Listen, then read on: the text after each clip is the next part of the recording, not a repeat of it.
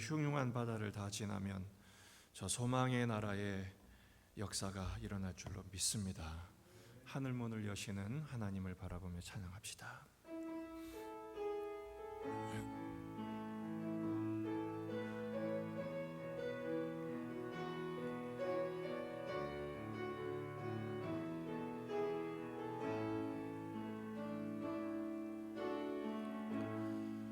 하늘의 문을 여소서, 이곳을 주목하소서. 주를 향한 노래가 꺼지지 않으니 하늘을 열고 보소서. 이곳에 임재하소서. 주님을 기다립니다. 기도의 향기가 하늘에 닿으니 주여 임재하여 주소서. 이곳에 오셔서 이곳에 앉으소서. 이곳에서 드리는 예배를 받으소서.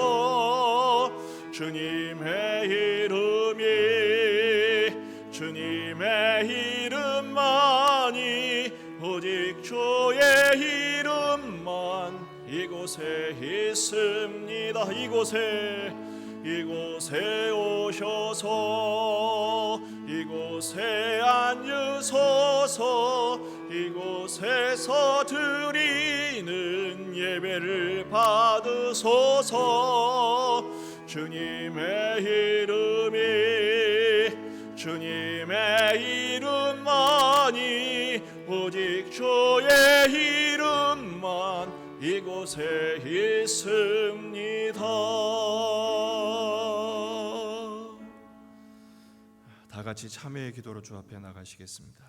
우리 예배를 받으시는, 그리고 하늘 문을 열고 이 자리에 찾아오시는 그 하나님의 은혜를 깊이 체험하는, 전인격적으로 주님을 만나는 예배를 드리게 하옵소서. 한 주간의 삶을 돌아보며 회개와 성결의 은혜를 또 간구하십시다.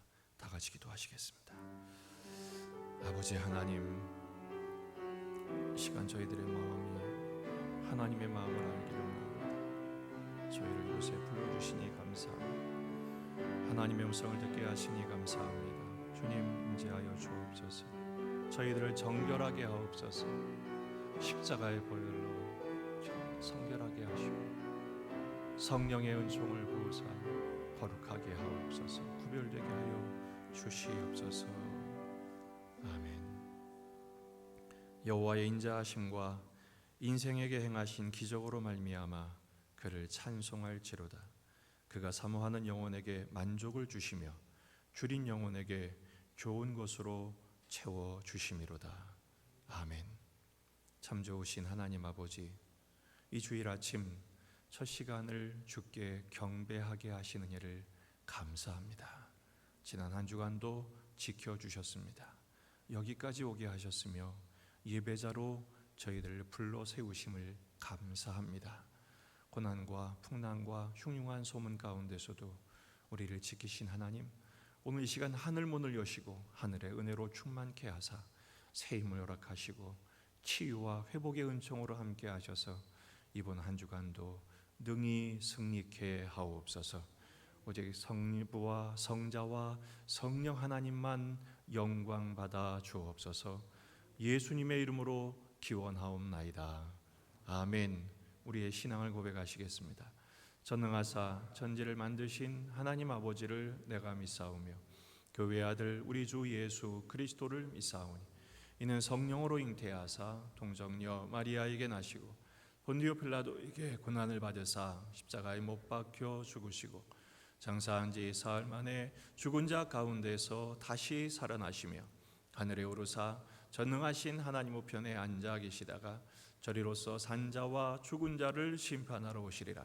성령을 믿사오며 거룩한 공예와 성도가 서로 교통하는 것과 죄를 사하여 주시는 것과 몸이 다시 사는 것과 영원히 사는 것을 믿사옵나이다. 아멘. 300장을 찬양하시겠습니다.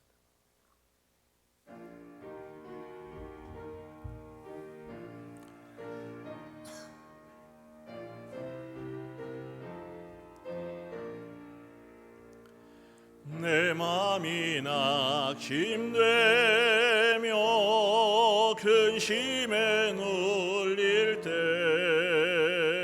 주께서 내게 오사 위로해 주시네. 가는 길 캄캄하고 괴로움 많으나 주께서 함께하며 내 짐을 지키네. 그녀가 내게 족하네. 그녀가 족하네. 이 괴로운 세상 지날 때 그녀가 족하네. 희망이 사라지고 친구 날 버릴 때 주 내게 속삭이며 새 희망 주시네. 싸움이 맹렬하여 두려워 떨 때에 승리의 왕이 되신 주 음성 들리네. 그녀가 내게 족하네. 그녀가 족하네. 이 괴로운 세상 지날 때 그녀가 족하네. 번민이 가득 차고 눈물이 흐를 때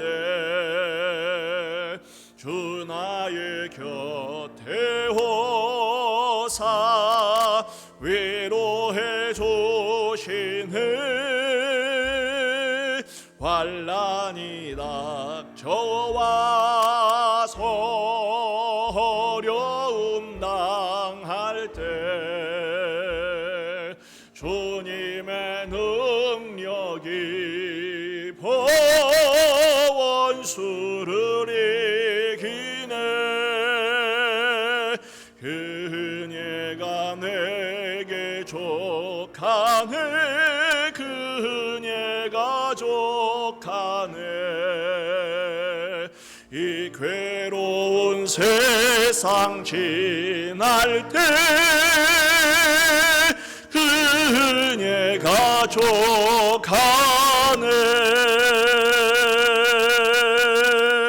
아멘. 이 시간 우리 합심으로 담지 기도하시겠습니다. 이 시간 기도할 때 이 감염 사태로 인해서 고통을 당하는 온 세계, 그리고 우리나라 감염을 당한 당사자들, 그리고 이 관계 당국에 수고하는 모든 사람들, 또 의료진, 특히 간호사들, 그리고 우리 교회 안에서도 고통 중에 있는, 질병으로 고통 중에 있는 분들, 또 수술을 하고 회복을 기다리고 있는 분들, 특별히 아프리카 세네갈의 김경수 선교사님 가정이 지난주 금요일에 코로나19 확진 판명을 받았어요. 한동안 어려운 싸움을 하셔야 될 것 같습니다. 하나밖에 없는 딸 주희도 격리 치료를 받아야 되는데 하나님께서 이 가정을 붙들어 주시도록 기도하십시다. 그리고 또 수술하고 회복 중에 있는 우리 이창호 형제, 또 이월생 권사님, 또 이상규 집사님, 하나님께서 온전한 회복을 통해서, 또 오랜 동안 병상에서 지금 긴 투병을 하고 계신 분들이, 어르신들이 많습니다. 그분들을 위해서, 또 우리의 마음, 무겁고 어두운 우리의 마음이 밝은 태양 대신 예수님을 만나 회복되고 새 힘을 얻는 우리가 될 수 있도록, 또 말씀을 받을 준비를 하면서 다 같이 합심하여 기도하시겠습니다. 주님, 시간 주 앞에 간절히 간구합니다. 우리의 마음이 주님을 향하기를 원합니다. 하나님의 얼굴을 뵙기를 원합니다. 주님의 음성을 듣기를 원합니다. 깨어 있기를 원합니다. 하나님, 우리의 기운을 들이시되 오히려 하나님의 은혜로 채우시고 우리가 할 일이 없게 하시되 하나님이 더욱 많이 일하시고 더욱 크게 일하시며 더욱 깊게 역사하신 그 손길을 경험하게 도와주옵소서. 우리 아버지께서 우리 좋으신 하나님이 우리에게 좋은 것으로 채우시고 가장 좋은 것으로 인도하시는 그 하나님을 바라보고 의지하며 소망하는 시간 될 수 있도록 주여 도우시고 종 베풀어 주옵소서. 주님을 바라봅니다. 주님으로 의지합니다. 주님을 소망합니다. 진 역사해 주시기를 원합니다. 우리 주님께서 진히 저들의 마음이 열리게 하여 주옵시고 음성을 들을 수 있기를 원합니다. 만져주시기를 원합니다. 깨닫게 해주시기를 원합니다. 인도하여 주시옵소서. 참 좋으신 하나님 아버지, 이 아침에 하나님의 크신 은혜를 구합니다. 하나님, 김명수 선교사님 가정을 하나님의 특별한 은혜로 돌보아 주옵소서. 하나님, 이 코로나19로 감염되어 치료의 긴 과정을 어둠의 터널을 통과해야 합니다. 특별한 은혜로 함께하사 온전히 치유하여 주옵소서. 온 가정을 붙들어 주시옵소서. 필요를 공급하여 주옵소서. 우리 교회도 수술하고 회복을 기다리는 가족들이 있습니다. 이창호 형제를 붙들어 주옵소서. 이월생 권사님을 하나님 붙들어 주옵소서. 이상규 집사님을 책임져 주옵소서. 하나님, 와병 중에 있는 병상에 있는 우리 어르신들을 주님 하나님의 크신 편팔로 안아 주시옵소서. 우리 이중 모든 가족들을 돌보시고 책임지사 하나님의 크신 은총으로 이 아침에도 푸른 초장 쉴만한 물가로 인도하신 하나님을 예배할 때 폭포수와 같은 은혜로 새롭게 하여 주시옵소서. 이 시간 말씀을 듣게 싸우니 성령을 충만하게 부으사 영의 눈이 열리게 하시고 귀가 밝아지게 하시며 마음이 뜨거워지도록 역사하여 주시옵소서. 예수님의 이름으로 기도하옵나이다. 아멘.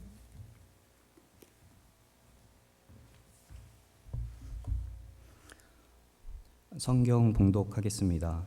사도행전 13장 42절에서 43절입니다. 그들이 나갈새 사람들이 청하되 다음 안식일에도 이 말씀을 하라 하더라. 회당의 모임이 끝난 후에 유대인과 유대교에 입교한 경건한 사람들이 많이 바울과 바나바를 따르니 두 사도가 더불어 말하고 항상 하나님의 은혜 가운데 있으라 권하니라.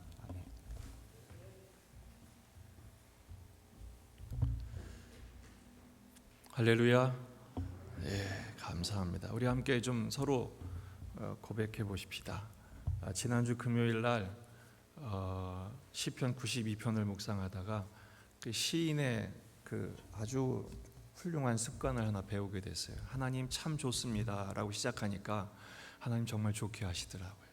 이 시간에 함께 고백해 봅시다. 하나님이 참 좋습니다. 우리 교회가 참 좋습니다. 예배하는 제가 참 좋습니다. 우리 함께 예배하는 동역자들이 참 좋습니다. 이 시간이 참 좋습니다. 할렐루야. 고백대로 될 줄로 믿습니다. 이왕이면 승질 부리고 짜증내고 시작하는 것보다는 감사하고 고백하고 선포하고 시작하면 실제로 하나님이 그 믿음으로 하는 거거든요. 억지로 하는 게 아니라 믿음으로 하면 믿음대로 응답하신 하나님께서 오늘의 합당한 은혜를 말씀을 통해서 예배를 통해서 풍성하게 부어주실 줄로 믿습니다. 참 오랜만에 사도행전으로 다시 우리가 돌아왔습니다. 오늘의 사도행전 74번째 시간인데요.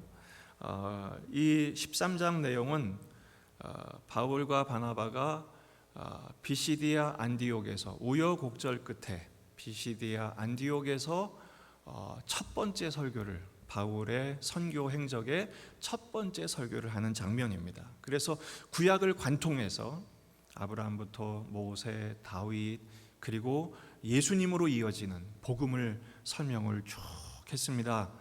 놀랍게도 오늘 42절 말씀 보니까 그 복음을 선포하고 바울의 첫 번째 선교의 열매가 너무 놀랍죠. 42절에 보면 그들이 나갈새 사람들이 청하되 다음 안식일에도 이 말씀을 하라. 너무너무 은혜를 받은 거예요. 그 회당에 있던 사람들이 이 바울의 설교를 듣고 너무 놀란 거죠. 그리고 나서 거기 모인 사람들, 특별히 43절을 보면 거기에는 유대인들, 유대교에 입교한 경건한 사람들, 그러니까 이 정통 유대인들이에요. 보통 열심히 있는 사람들이 아니죠. 근데 그 사람들이 바울의 설교를 듣고 이 바울과 바나바의 팬사인회가 벌어진 거예요. 바울과 바나바를 찾아와서 막 더 교제하기를 원하고 막 그런 거죠. 그때 바울과 바나바가 결정적인 메시지를 전합니다. 그게 뭐냐? 두 사도가 더불어 말하고 항상 하나님의 은혜 가운데 있으라. 뭐라고 선포해요? 하나님의 은혜 가운데 있으라. 항상 하나님의 은혜 가운데 있으라. 저는 이 성경을 읽다가 이 말씀이 탁 꽂혔어요. 항상 하나님의 은혜 가운데 있으라. 이 뜻이 뭘까? 근데 바울과 바나바는 여기서만 이 말을 한 게 아니에요. 사실은 나중에 14장 22절로 넘어가면 바울이 그동안 또 계속해서 행진했겠죠. 선교의 지경을 넓혀가다가 다시 리턴 사역을 해요. 돌아오면서 지나갔던 지역에 다시 말씀으로 권고하는 사역을 하면서 이렇게 권고합니다. 제자들의 마음을 굳게 하여 이 믿음에 머물러 있으라. 하나님의 은혜 안에 있으라는 말과 이 믿음에 머물러 있으라는 말은 같은 말이에요. 근데 이 말은 바울만 한 게 아니라 바나바가 이미 11장 23절에서 했어요. 바나바가 안디옥에서 복음을 전하고 교회를 세우니까 교회가 엄청나게 부흥했잖아요. 그때 바울이 했던 복음이 이겁니다. 그가 이르러 하나님의 은혜를 보고 기뻐하여 모든 사람에게 굳건한 마음으로 주와 함께 머물러 있으라. 같은 말이죠. 항상 하나님의 은혜 안에 있어라. 믿음에 머물러라. 주와 함께 머물러라. 이런 말입니다. 이 머물라는 말은 무슨 뜻이냐? 붙어 있어라 이런 뜻이에요. 붙어 있어라. 우리는 은혜를 받으면 뭘 자꾸 하려고 그러잖아요. 더 열심히 하려고 하고 막 발현하려고 하는데 신앙의 기본은 뭐냐? 붙어 있는 거예요. 주와 함께 은혜에 믿음에 함께 있는 거예요. 저는 이 말씀이 오늘 이 시기에 이 시대를 살아간 우리들에게 너무 적합한 말씀이라고 생각해요. 지금 위기의 때이지 않습니까? 지금 다들 너무 어려움을 많이 겪고 있지 않습니까? 이런 때 우리가 해야 할 일은 주님의 은혜 안에 붙어 있는 것입니다. 주님의 은혜 안에 머물러 있는 축복이 있기를 주의 이름으로 축원합니다. 그렇다면 주의 안에 머물러 있다는 말의 의미가 뭘까? 그게 뭘까? 오늘 그 말씀을 생각해 보려는 것입니다. 첫 번째는 주님의 은혜 안에 머물러 있다는 것은 예수님의 복음 안에 붙어 있는 것입니다. 지금 바울과 바나바가 항상 하나님의 은혜 안에 있으라, 이 말은 새로운 말이 아닙니다. 왜냐하면 사실은 앞에 바울이 그렇게 구약을 관통하면서 설교했던 복음 전도의 내용이 다 그거예요. 요약이에요, 요약. 이 하나님의 은혜는 바로 복음이었어요. 다른 게 아니라. 여러분, 우리가 지난번에 성경의 진리 안에 머물러 있으라, 이 말은 성경 지식이 아니라고 그랬죠. 성경, 구약과 신약이 얘기하는 예수님, 오직 예수 그리스도의 십자가의 복음이 우리에게 구원이고 우리에게 지혜며 우리에게 능력임을 이미 확인한 바가 있습니다. 지금 바울 사도가 BCD 안디옥에서 했던 첫 번째 설교의 요약은 이거예요. 너희가 죽인 예수, 이 예수는 구약부터 예언되었다. 아브라함도 모세도 다윗도 이 예수님을 보았다. 그런데 이 예수를 너희가 죽이지 않았느냐? 그러나 이 예수님은 죽지 않고 하나님 다시 살리셨다. 그리고 살아나셔서 그 예수님을 믿는 우리에게 의롭다함을 얻게 하셨다. 이게 바로 13장에 나오는 바울의 설교의 요약이에요. 그러니까 이 경건한 유대인들이, 정통 유대인들이 항상 율법에 눌려 있었거든요. 율법대로 살려고 노력했지만 실패를 더 많이 맛보고 이게 뭔가 답답했던 거예요. 그런데 이 예수가, 다시 살아나신 예수가 이 예수를 믿는 자에게 의롭다 하심을 얻게 하셨느니라, 이 복음을 듣고 나니까요, 자유를 얻은 거예요. 자유를 얻은 거예요. 복음의 능력은 참 자유와 해방인 줄로 믿습니다. 예, 복음의 능력은 자유함이에요. 로마서 8장 1절 2절입니다. 그러므로 이제 그리스도 예수 안에 있는 자에게는 결코 뭐가 없나니? 정죄함이 없나니. 왜냐하면 이는 그리스도 예수 안에 있는 생명의 성령의 법이 죄와 사망의 율법에서 우리를 해방하였기 때문이라. 할렐루야. 예수님의 십자가가 우리를 진정한 죄와 죽음의 권세에서 승리하게 하셨고 자유하게 하셨다라는 선포인 것입니다. 사실은 복음, 그러면 우리가 기대하는 것과 복음의 핵심은 좀 달라요. 우리의 기대는 뭡니까? 문제의 해결이에요. 지금 코로나 사태로 일거리도 없어지고 일자리도 없어지고 몸도 무겁고 마음도 코로나 블루로 지금 막 깜깜하고, 하나님 이걸 좀 해결해 주세요. 이게 우리 기대 아니에요? 근데 여러분, 현실의 문제가 형통되면 우리는 이전으로 돌아갈 뿐입니다. 일상으로 돌아갈 뿐입니다. 여러분, 우리는 그것으로 만족할 수 없습니다. 사실은 일상으로 돌아간다고 해서 우리는 코로나 이전에 항상 해피했습니까? 그렇지 않아요. 당장은 좋겠죠. 문제가 해결되니까, 수입이 들어오니까, 장사가 잘 되고 몸이 나으니까 당장은 좋겠죠. 하지만 그것만으로 채워진 것은 더 좋은 것, 그리스도의 복음으로 인한 죄와 사망의 권세에서 자유함을 얻은 기쁨을 누리지 못해요. 뭘 보면 알 수 있어요? 이 세상에 많이 가진 사람들, 높은 곳에 오른 사람들, 성공한 사람들, 그들도 여전히 깝깝해요. 더 공허해요. 많이 가질수록, 더 높을수록, 많이 쌓을수록 그들은 공허해요. 그거는 왜냐하면 이 자유와 이 평강은 돈으로 살 수 없는 거거든요. 힘으로 얻을 수 없는 거거든요. 오직 복음으로만 얻을 수 있는 것임을 믿으시기 바랍니다. 그래서 부활하신 예수님이, 십자가에서 죄와 사망의 권세를 이기시고 부활하신 예수님이 제자들에게 선포하셨던 첫 번째 복음이 뭡니까? 평안할지어다. 여러분, 예수님의 십자가의 복음으로 오늘 어두운 우리 마음속에 의의 태양 되신 예수님의 평강과 참 자유함이 회복되는 아침이 되기를 축복합니다. 그 예수님이 오늘 우리에게 초청하십니다. 요한복음 15장 4절 5절입니다. 같이 한번 읽어보십시다. 시작. 내 안에 거하라, 나도 너희 안에. 이게 복음이에요. 내 안에 거하라, 나도 너희 안에 거하리라. 계속요.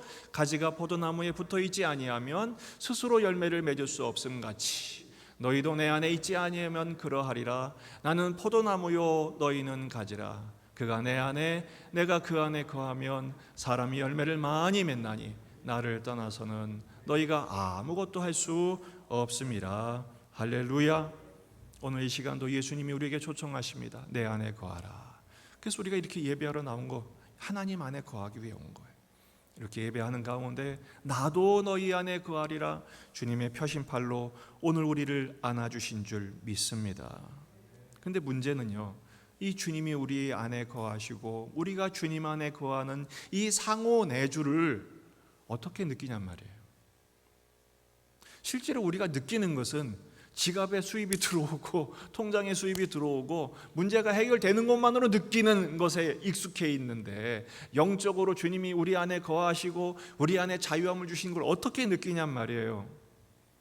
항상 은혜 안에 머물라는 것은, 그래서 두 번째, 성령님의 내주하심을 실제로 체험할 때 이것을 경험하게 됩니다. 바로 성령님의 임재와 동행이지요. 요한복음 14장 16절에서 18절 말씀입니다. 예수님께서 이렇게 말씀하십니다. 내가 아버지께 구하겠으니 그가 또 다른 보혜사를 너희에게 주사 영원토록 너희와 함께 있게 하리니. 예수님은 부활하시고 하늘 보좌 우편으로 승천하여 올라가셨어요. 그 대신 또 다른 보혜사를 보내주셔서 그 예수님이, 이 성령께서 예수님이 우리와 함께 계심을 직접 경험하게 하신다. 그는 진리의 영이라 세상은 능히 그를 받지 못하나니 이는 그를 보지도 못하고 알지도 못함이라. 그러나 너희는 그를 아나니. 우리는 성령님을 알죠.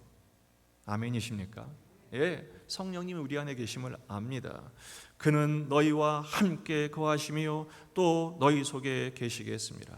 내가 너희를 고아와 같이 버려두지 않고 너희에게 오리라. 한번 따라해 봅시다. 내 안에 계신 성령님 환영합니다.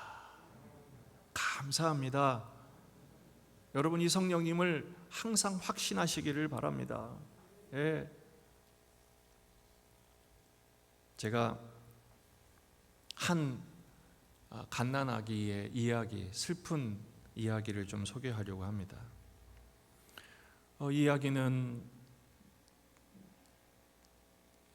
가장 축복을 받아야 할 출생일에 오히려 버려진 아기입니다.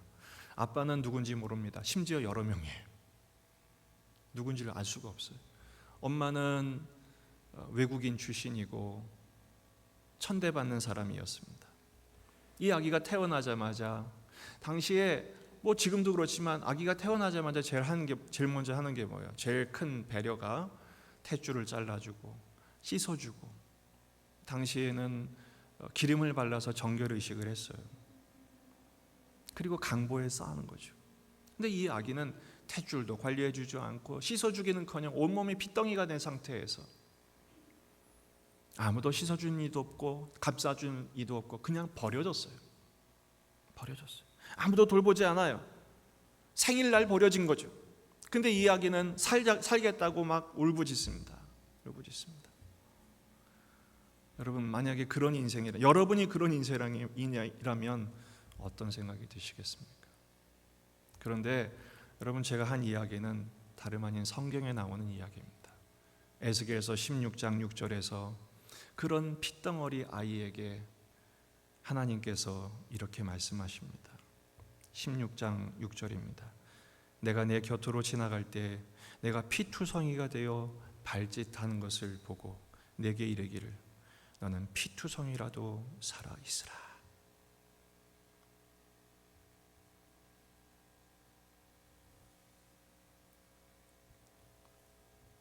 다시 이르기를 너는 피투성이라도 살아있으라. 피투성이가 뭐냐면 핏덩어리란 뜻입니다. 직역하면 그냥 핏덩어리예요. 갓 태어난 아기를 핏덩이라고 그러잖아요. 너는 살아있으라. 주님이 하시는 메시지가 살아있어. 그냥 살아있어. 근데 이거는 대책 없이 살아있으라고 하신 말씀이 아니에요. 신학적으로는 이 핏덩어리는 이스라엘을 말하고, 해석학적으로는 오늘 그렇게 버려진 우리, 방치된 우리, 저주받은 인생 같은 우리들의 모습인 것을 말씀하십니다. 여러분, 이 말씀에서 가장 제 눈에 들어오는 대목이 이거예요. 내가 내 곁으로 지나갈 때. 사람들은 지나가지도 않았어요. 사람들은 쳐다보지도 않았어요. 하나님은 지나가는 게 그냥 일부러 지나가는 게 아니라 찾아오신 거죠. 한번 따라해 봅시다. 찾아오신 하나님. 예, 그 피투성이가 된 이 아기에게 하나님 찾아오시는 것. 성경의 역사는 하나님이 찾아오시는 것으로 시작됩니다. 아브라함도 그랬고 롯도 그랬고, 모든 성경의 역사는 하나님이 찾아오세요. 천사가 찾아오든지 여호와의 군대 대장이 찾아오든지 찾아오심으로 시작돼요. 근데 여러분, 이 하나님의 찾아오심의 결정은 예수 그리스도께서 오늘 찾아오신 것을 믿으시기 바랍니다. 찾아오신 것. 여러분이 피투성이가 된 아기에게 찾아오셔서 우리 주님이 하신 일들이 어떤 것인가 한번 보실까요? 찾아오실 뿐이 아니라 돌보세요. 8절부터 13절입니다. 내가 내 곁으로 지나가면 또 찾아오시죠. 2번 찾아오신 거예요. 내 때가 사랑을 할 만한 때라. 내 옷으로 너를 덮어 벌거벗은 것을 가리고 내게 맹세하고 언약하여 너를 내게 속하게 하였느니라. 나 주 여호와의 말이니라. 내가 물로 내 피를 씻어 없애고 내게 기름을 바르고 수놓은 옷을 입히고 물돼지 가죽신을 신기고 가는 배로 두르고 모시로 덧 입히고. 11절 폐물을 채우고 팔고리를 손목에 끼우고 목고리를 목에 걸고 코고리를 코에, 이게 좀 이상하죠? 여러분 이게 뭐냐면요, 당시의 최고의 스타일링이에요. 저는 여기서 어떤 하나님을 만나냐, 스타일리스트 하나님을 만나. 귀고리를 귀에 달고 화려한 왕관을 머리에 씌웠나니 이와 같이 내가 금 은으로 장식하고 가는 배와 모시와 수놓은 것을 입으며 또 고운 밀가루와 꿀과 기름을 먹음으로 극히 곱고 형통하여 뭐가 되게 하세요? 왕후의 지위에 오르게 하세요. 버려진 이 여자아이를 하나님이 그 아이를 거두셔서 씻기시고 기르시고 입히시는데, 그리고 세워내시는데 어디까지 세워내세요? 왕후. 여기서 왕은 누굴까요? 바로 이스라엘의 남편이 되어주신 하나님을 얘기해요. 이 버려진 아기를 하나님이 스타일링을 하시는데 존귀한 존재로 만드세요. 그런데 여러분 잘 아시는 것처럼 이스라엘의 역사가 그렇게 쉽게 되던가요? 이렇게 높게 존귀하게 만들어놨더니 또 뛰쳐나가서 기생처럼 창녀처럼 그렇게 자기를 더럽히고 살아요. 우상을 섬기고 음행을 하고 그래요. 근데 하나님이요 16장 60절에 이렇게 말씀하세요. 그러나 내가 너를 포기하지 않는다. 전에는 태어나서 버려짐의 핏덩이가 됐지만 나중에는 죄로 가득한 핏덩이가 되어버려요. 하나님 그렇게 높이 세우셨는데, 근데도 하나님 포기하지 않으시고 내가 너의 어렸을 때 너와 세운 언약을 기억하고 너와 영원한 언약을 세워서 너를 끝까지 책임질 거야. 여러분 우리가 뭔가 열심히 하면 할수록 사실은 사고를 더 많이 치죠. 우리 아이들이 이제 좀 철들고 나서 아빠를 위해서 엄마를 위해서 제가 뭔 좀 할게요. 아기들이 이제 조금 막 철이 들어서 설거지 하겠다고 하면 그릇 다 깨뜨리고 청소하겠다고 하면 다 어지러워 놓고 그렇잖아요. 그게 사실 우리들의 모습. 우리는 미숙하니까요. 근데 하나님이요 그런 우리를 거두신다. 그런 우리를 스타일링 하신다. 세워내신다는. 그러면서 지금도 말씀하십니다. 너는 살아있으라. 피투성이라도 살아있으라. 오늘 예배하는 우리는 사실은 제가 이렇게 보니까 한 주간 처절한 몸부림 속에 피투성이가 되고 오신 것 같아요. 몸도 힘들고 마음도 힘들고 시대가 다 어둡잖아요. 무겁고 힘들고 피투성이가 되게 오신 것 같아요. 근데 주님 말씀하십니다. 너는 피투성이라도 살아있으라. 다시 말씀하십니다. 살아있어라. 여러분 이 말씀은 이를 악물고 살란 얘기가 아닙니다. 이를 악물고 살면 이빨만 상할 뿐입니다. 이렇게 이를 악물고 기를 쓰고 살아남으면 나중에 살아남은 다음에 복수심이 생겨요. 그래가지고 더 못된 짓을 할 수 있어요. 그렇게 되면 안 돼요. 주님 말씀은 피투성이라도 살아있으라. 이 말씀은 무슨 말이냐? 내 안에 있어라. 항상 은혜 가운데 있어라. 이런 말씀입니다. 에스겔서와 버금가는 피투성이가 된 또 한 사람이 나옵니다.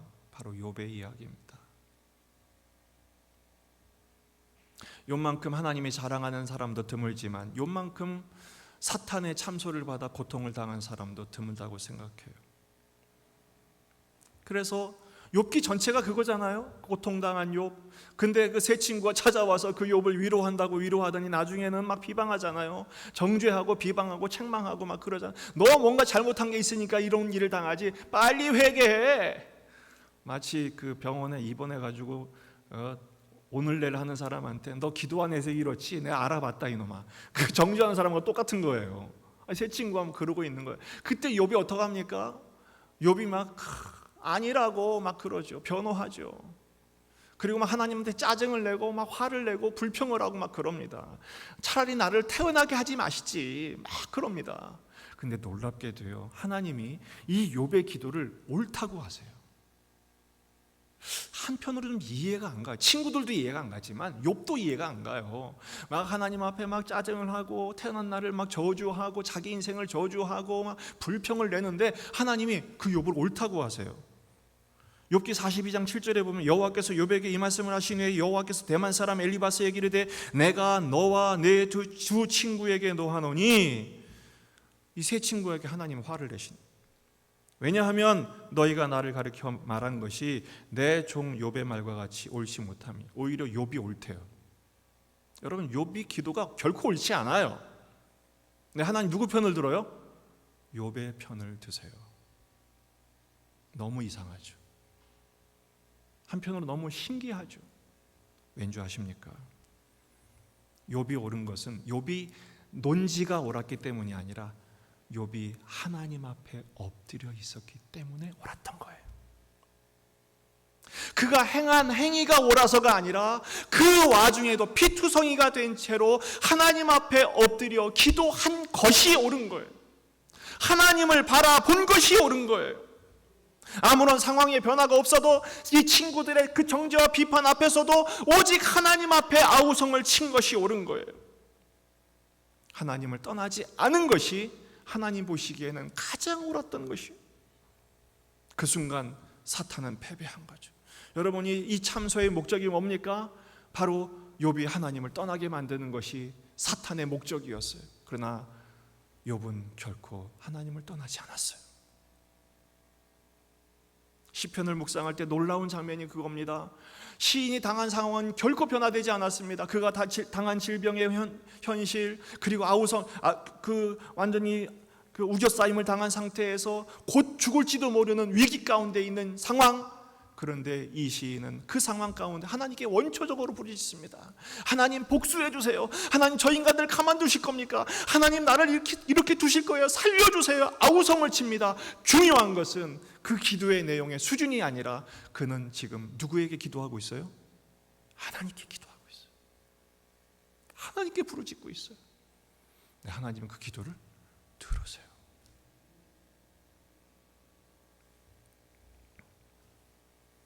올바른 기도가 옳은 것이 아니라 기도의 내용이 훌륭함이, 거룩한 영성의 수준이 훌륭한 것이 옳은 것이 아니라 어떤 형편에 있든지 하나님 앞에 엎드리는 순간 사탄은 실패한 것입니다. 그리고 하나님이 우리 편을 들어주시고, 사탄도 일하고 있지만, 수작을 부리고 있지만 하나님 앞에 엎드리는 순간 하나님도 일하고 계심을 믿으시기 바랍니다. 그렇습니다. 하나님도 일하고 계십니다. 어떤 분이 그러더라고요. 할 수 있는 게 없어요. 일을 하고 싶은데 일할 수도 없고, 이 상황을 내가 당해낼 재간이 없어요. 여러분, 내가 할 수 없을 때 하나님은 더욱 일하고 계심을 믿으시기 바랍니다. 믿음으로 받으십시오. 삼키십시오. 오늘의 현실을 억지로 버티란 얘기가 아니라 하나님을 바라봄으로 감내하십시오. 깊은 어둠의 터널, 어떤 때는 너무 힘이 들면 하나님을 느낄 수조차 없을 때가 있어요. 기도하고 싶은데도 끽소리조차 나오지 않을 때가 있어요. 너무너무 심하게 울어서 눈물 한 방울도 나오지 않는 마른 울음을 울을 때가 있어요. 여러분, 그래도 여러분의 손을 하나님께 내미십시오. 그게 여러분의 진심이 될 때, 폼나고 거룩하고 훌륭하게 하나님을 바라보라는 얘기가 아니라 여러분의 모든 것을 건 진심의 손내밈, 바로 이것을 뿌리내림이라고 해요. 하나님밖에 없습니다 하고 여러분의 모든 뿌리를 하나님께 내릴 때 예수 그리스도께서 은혜의 단비를 허락하실 줄로 믿습니다. 뿌리가 깊은 나무는요, 아무리 큰 바람이 불어도 뽑히지 않습니다. 시편 92편 12절 14절입니다. 지난주 금요일날 이 말씀을 묵상하다가 이 말씀이 너무 은혜로워서 다시 한번 소개합니다. 의인은 종려나무같이 번성하며 레바논의 백향목같이 성장하리로다. 지금 시인은 어떤 상황이냐면요, 지금 마른 짝대기같이 삐뚤어진 그런 상황이에요. 말라 삐뚤어진 상태였어요. 그런데 시인이 고백합니다. 의인은 종려나무 같이. 종려나무가 뭔지 아시죠? 그 중동 집안에 그 아주 잎이 푸르 왕성한 종려나무. 이 종려나무의 열매, 대추야자 열매. 우리나라 대추도 달지만 그 대추야자 열매에 비하면 비할 게 못 됩니다. 최고의 상품이죠. 이 종려나무는 학명이 피닉스예요. 불사조예요. 죽지도 않아요. 백향목, 솔로몬의 성전을 지었던 자재입니다. 가장 존귀한 나무입니다. 버려진 포도나무 같은 이 이스라엘을 하나님이 이 종려나무 같이 번성하게, 레바논의 백향목같이 성장하게 하신대요. 그 비결이 뭔지 아십니까? 이는 여호와의 집에 심겼으며. 심겼다는 말은 그냥 갖다 심은 게 아니라 이식한 거예요. 옮겨 심은 거예요. 어디서요? 저 사막에서, 광야에서 하나님의 집에 옮겨 심은 거예요. 그래서 하나님의 집들 안에서 번성하게 될 때, 여러분, 이 맨 끝의 구절, 늙어도 여전히 결실하고 진액이 풍족하고 빛이 청청하고. 성형외과 갈 필요가 없어요. 보톡스 맞을 필요가 없어요. 하나님의 이 은혜의 이 케어를 받으면요, 말씀의 케어를 받으면요, 하나님의 그 빛이 푸르청청하게 하신다는 거예요. 여러분, 우리 주님께 여러분의 뿌리를 대십시오. 항상 은혜 안에 있으라. 은혜 안에 있는 것은 무엇을 말합니까? 이렇게 여러분, 어떤 일이 있어도 예배의 자리에 오세요. 기도의 자리에 계세요. 휴대폰이 방전됐을 때 하는 일이 뭐예요? 우리가 하는 일이 뭐예요? 열심히 꽂잖아요. 우리 아이들은 여행 가면요, 어디 외지에 나가면요, 제일 먼저 물어보는 게 그겁니다. 두 가지입니다. 와이파이 비번을 묻습니다. 또 하나는 뭡니까?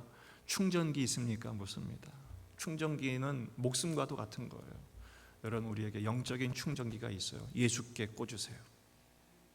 그리고 와이파이 비번은 예수 그리스도의 십자가의 복음인 줄로 믿습니다. 예수님을 찾으세요.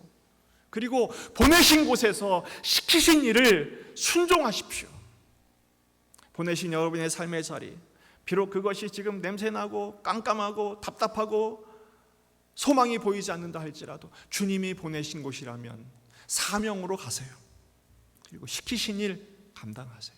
그러면요, 놀랍게도 그 뿌리를 댄 곳에 하나님의 은혜를 풍성하게 부으실 줄로 믿습니다. 지혜로 채우실 것을 믿습니다. 보이게 하신다니까요. 길을 열어주신다니까요. 기회를 주신다니까요. 감당할 수 있는 힘을 주신다니까요. 그런 상황에서 고백하십시오. 아까 우리가 처음에 고백했죠. 하나님 참 좋습니다. 우리 현실은 모든 것이 약하지만 하나님은 좋습니다. 하나님의 인도하심도 좋습니다. 하나님의 인자하심과 하나님의 성실하심이 내게 가장 좋습니다. 날 그렇게 인도하실 줄 믿습니다. 고백하며 하루하루 한순간 한순간을 감당할 때 하나님이 그곳이 주 예수와 동행하니 그 어디나 하늘나라가 되게 하시는 신비로운 역사가 일어날 줄로 믿습니다. 십자가의 복음을 붙드십시오. 성령의 그 감동하심 아래 여러분을 내어드리세요. 이번 한 주간도 복음의 능력으로 다시 일어서는, 아니 힘을 내어 승리하는 저와 여러분이 될 수 있기를 주의 이름으로 축복합니다. 기도하시겠습니다. 시간 말씀을 붙들고, 하나님, 너는 살아있으라. 피투성이라도 살아있으라. 내가 너와 언약을 세우리라. 복음의 언약을 세우시고 우리를 붙드신 그 하나님의 은혜, 이번 한 주간도 살아있게 하옵소서. 감당하게 하옵소서. 다 같이 기도하시겠습니다. 아버지 하나님, 주님의 은혜를 저희에게 부어주셔서 인도해 주시는 자리에 있어. 너는 살아있으라. 피투성이라도 살아있으라. 그렇습니다. 주님의 은혜 안에서, 주님의 사랑과 주님의 능력과 주님의 권능 안에서 주님을 바라보게 하옵소서. 주님을 의지하게 하옵소서. 주님을 소망하게 하옵소서. 주님의 뜻대로 나간 자가 되게 하여 주옵시며 전심으로 주 앞에 엎드리기를 하나님 도와주옵소서. 도와주옵소서. 세상도 우리를 외면하고 현실도 우리를 저주하는 것 같지만 이런 상황 가운데서 그렇습니다. 주님 앞에 엎드려 기도할 때 나와 함께 계신 주님을 경험하기 원합니다. 하나님 십자가의 비번 주님과의 직통의 관계가 회복되게 하시고 주님과의 교통의 관계가 회복되게 하시고 하나님의 은혜에 설 수 있도록 되어주시고 인도하여 주시옵소서.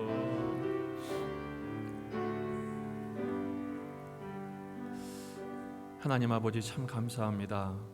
이 주일 아침 다시 한번 우리가 오늘을 살아가야 할 이유 그리고 살아갈 수 있는 힘의 원천을 다시 회복하게 하시니 감사합니다. 예수 그리스도의 십자가의 능력으로 예수의 이름으로 나는 일어서리라. 주님의 복음으로 나는 승리하리라. 성령의 임재와 동행으로 나는 승리하리라. 하나님 고백하고 오늘의 삶의 현실을 감당해내며 이 흉흉한 바다를 다 지나면 저 소망의 나라에 이르리라를 우리의 삶 속에서 목격하고 증언하는 복음의 증인들 되게 해 주시옵소서. 예수님의 이름으로 기도하옵나이다. 아멘. 나와 나의 백성이 무엇이기에 이처럼 즐거운 마음으로 들을 힘이 있었나이까. 모든 것이 주께로 말미암아 싸우니 우리가 주의 손에서 받은 것으로 주께 드렸을 뿐이니이다. 아멘. 시간 진리와 생명 되신 주 찬양하며 준비한 힘을 드리겠습니다.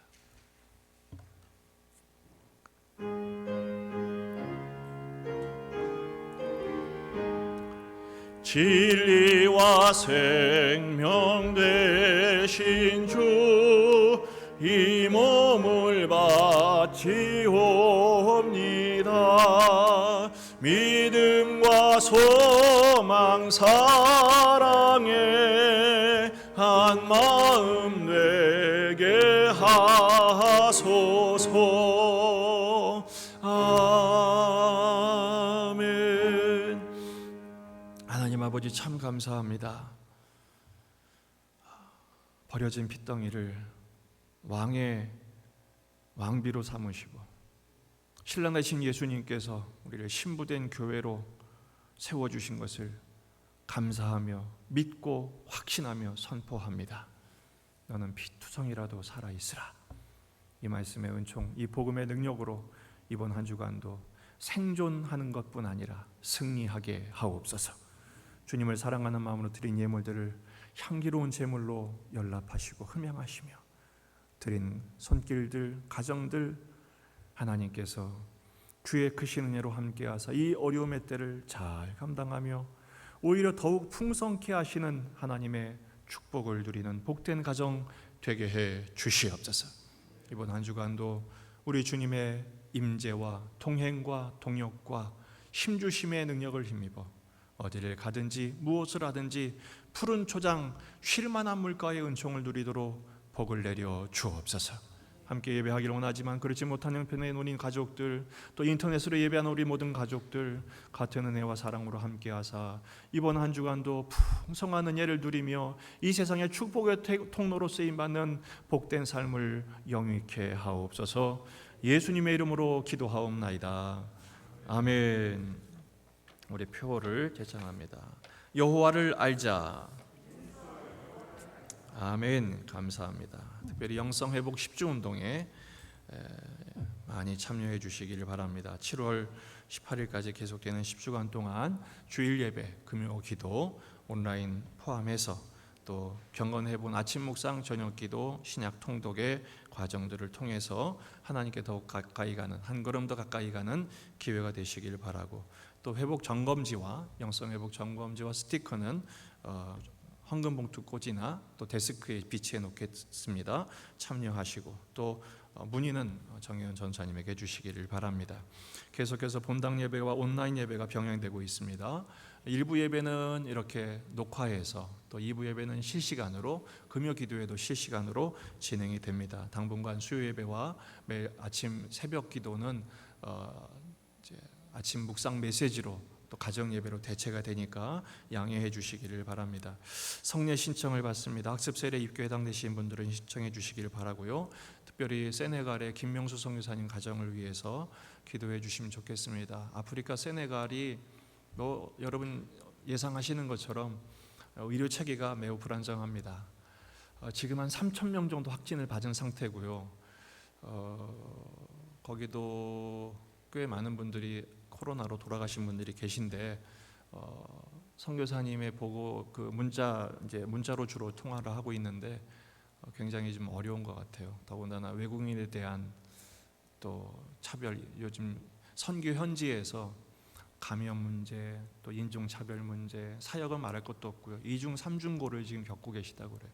지금 돌아오신 선교사님들도 갈 곳이 없어가지고 제가 아는 분도 계속 왜냐하면 게스트하우스가 기간이 정해져 있거든요. 1주, 2주 뭐 이렇게 정해져 있으니까 그게 끝나면 또 다른 곳으로 옮겨야 되니까 계속 지금 떠돌이 삶을 살고 계세요. 선교사님들 위해서도 계속 기도를 해주시기를 부탁을 드립니다. 함께 일어나 찬양하고 축복하겠습니다.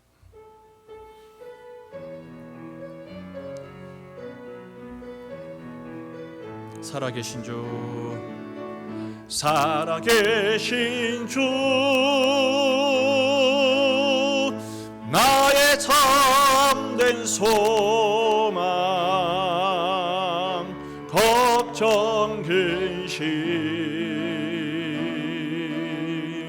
전혀 없네. 사랑의 존에 할 길이 노하니 내 모든 삶의 기쁨 늘 충만하네.